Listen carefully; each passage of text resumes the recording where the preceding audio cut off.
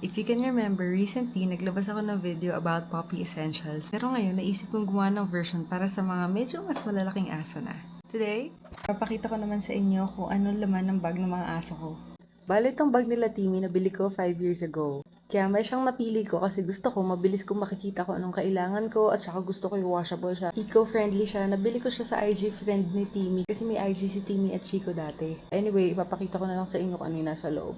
Number 1, electric fan.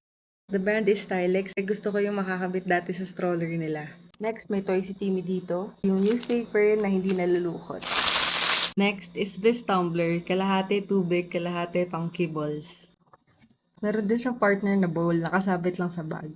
At syempre, duckbill muzzle ni Chico kapag nagtatatahol na siya sa labas. Dish ng dalawa dahil syempre ngayon wala silang stroller. Long story.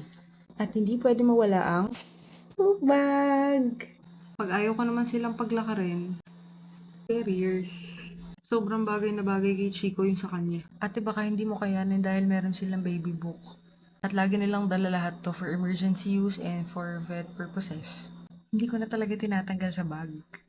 Sapatos! Are you okay? Tsaka syempre, treats.